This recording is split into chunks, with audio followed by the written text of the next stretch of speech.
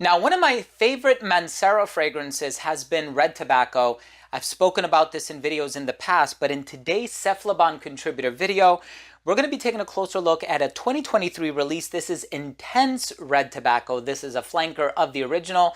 I'm also going to let you in on a very special giveaway opportunity, so make sure to stay tuned.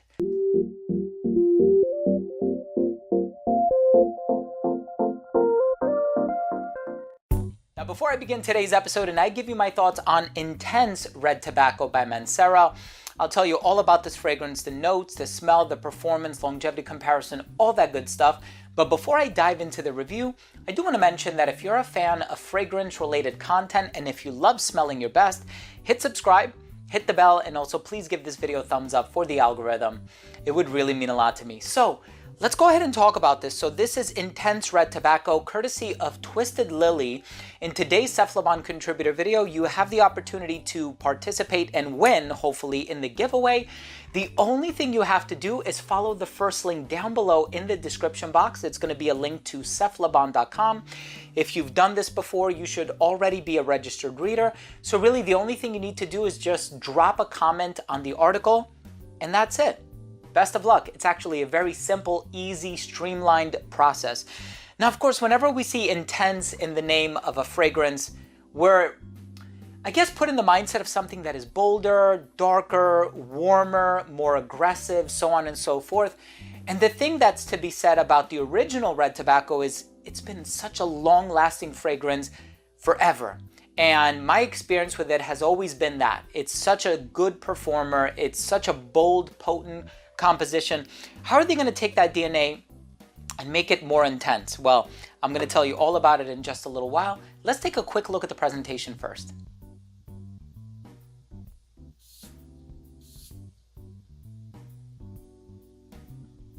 So right in the opening of this fragrance, I got this leathery appeal, and of course it's the saffron.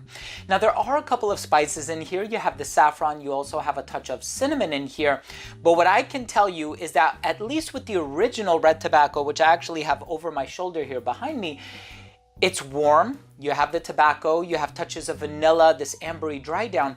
With Intense Red Tobacco, you get a lot more spices in the opening. The saffron is quite prominent and noticeable, and so it gives off this leathery vibe because saffron is used in the synthesis of a leather accord. But of course, I'm also getting that touch of cinnamon, which adds this spicy yet sweet vibe. I gotta be honest with you. The sweetness could be potentially coming from a few different sources. There is pear in here, and the pear is done in a very nice manner. It's not too bright or too sparkling. This is a very dark fragrance, as is the original, but I'm also getting that ambery dry down, right? So you are going to get the tobacco, and of course, when you look at the name of the fragrance, Red Tobacco, what is going to give off that synesthetic red quality? Could be the cinnamon, could be any number of those other fiery ingredients, and I think the spices inevitably contribute to that, but you also get the vanilla. I know there's guaiac wood in the dried down. There's also patchouli. I'm getting more patchouli and more earthiness than woods, if I'm being honest with you, but it really is all about the tobacco, the spices, the vanilla, the amber. This is a beautiful fragrance. It's on the darker side of things. It's on the mysterious side of things. So now the question remains, how does the intense designation play into the overall smell?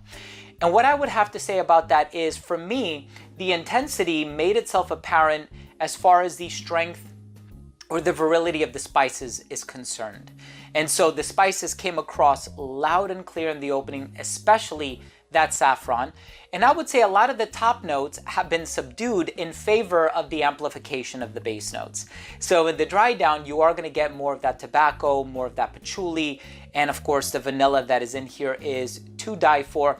And one thing I've always said is about the original, I almost got like this honeyed vibe from it.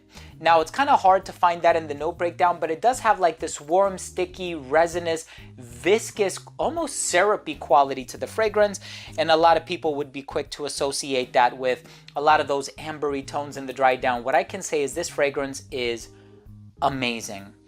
However, I'm going to wait until the fall and winter to wear this one because it is very much so on the heavy side of things, but please get your nose on red tobacco intense, or I should say intense red tobacco, if you haven't already done so. I think it's a fantastic release, and I am sure I'll be wearing it in place of the original. Let's go ahead and finish things off with my overall assessment. So first up, in terms of the uniqueness and the overall smell, of course, this is a flanker of the original, and as far as that intense designation is concerned, yes, it is expressed in a more intense manner. Longevity, 12 plus hours on this, one of the longest lasting fragrances in my collection, and Mancera already makes long lasting fragrances to begin with, so this one really came as no surprise as far as the longevity is concerned. Projection was fantastic for the first hour of application. It radiated well beyond an arm's length. It didn't become an elbow's length scent right until hour 9 or 10, a skin scent right around hour 12, 13, super long lasting, and of course it's going to depend on your skin chemistry.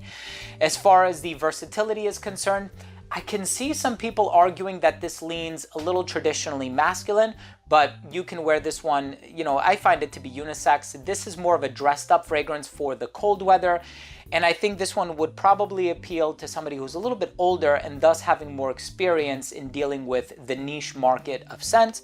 And as far as the presentation is concerned, the distribution, the magnetic cap, everything about it is beautiful. My final verdict on this fragrance is it's an amazing, dark, mysterious, long-lasting fragrance, and if you're a fan of the original red tobacco, you have to try this one.